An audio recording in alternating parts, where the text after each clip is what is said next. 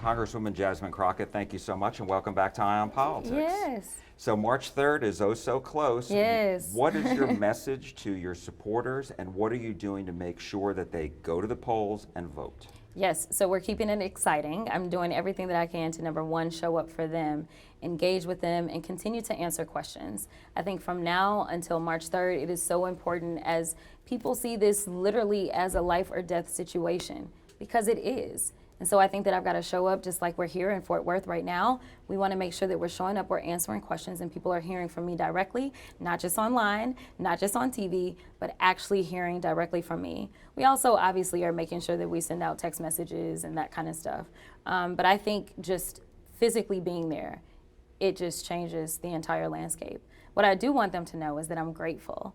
The excitement is palpable as we're heading out to some of the polls. It is just so refreshing to see how excited people are to vote. They're not just going in and saying, well, this is my civic duty, let me do it. They're excited and they're on social media and they're telling other people that they got to get out and vote. This is great, especially in Texas. A few days have passed now since the whole controversy between Stephen Colbert and CBS and the Representative Talarico interview. And I'm wondering... And somehow I got caught in the middle of it, but yes. Have you gotten an invitation to do an interview? And what do you make of this whole situation? No, so let me be very clear, because it seems like the internet went crazy.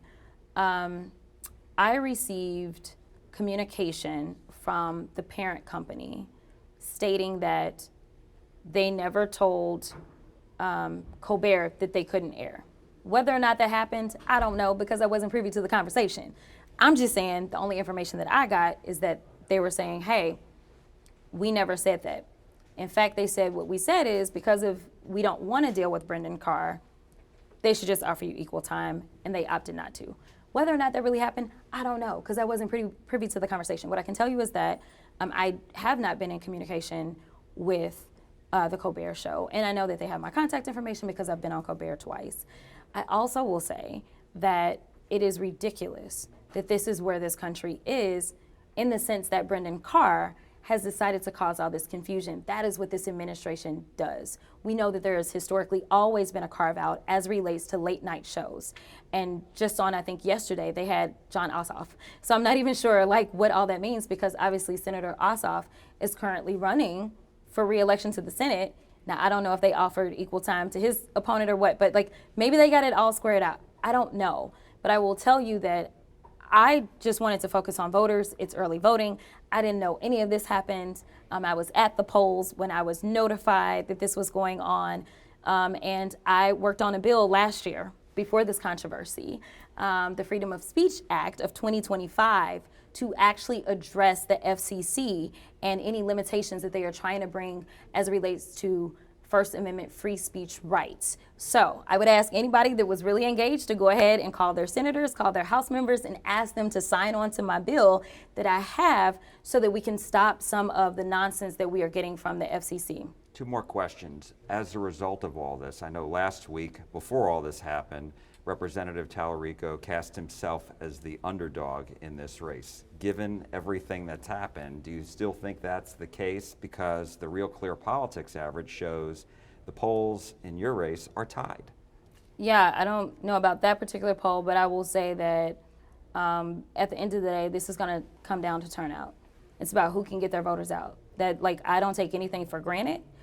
Whether a poll has me up, whether a poll has me down, I'm always going to run like I'm behind, because to me, that's the only way to win.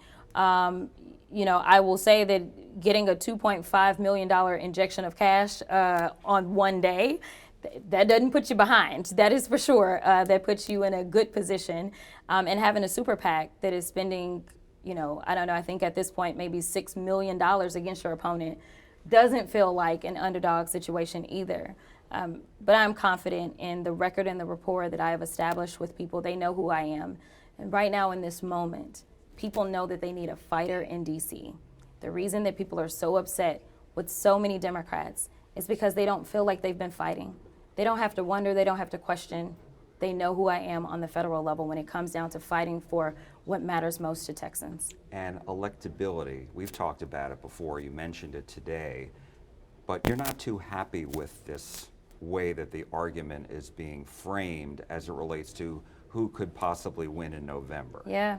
So as you talk about the argument being framed, what is your understanding of the argument? Well, you and I have talked about it, and the last time you talked about it, you didn't like how it was being framed. I know, but I just want to know if you had an answer on what it is. I don't have an answer. Okay. That's why I'm asking you. So here's the deal. I have not seen anyone say that electability was an issue as it relates to my education, as it relates to my qualifications, as it relates to my experience overall. I've not seen that. If you have, correct me.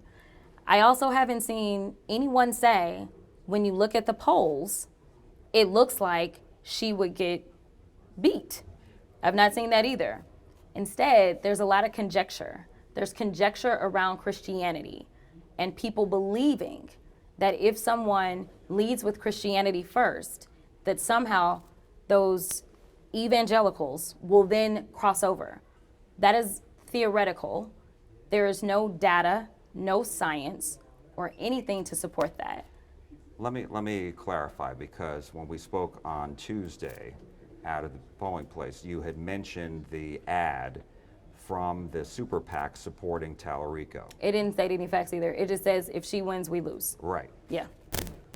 And that's not an electability issue to you? That is, there is no substance behind it. That's what I'm saying. I'm saying, like, if there's anyone that argues electability, then my question is, what is the substance? The only thing that we know right now is that the governor for the state of Texas is spending over $1 million against me right before the primary.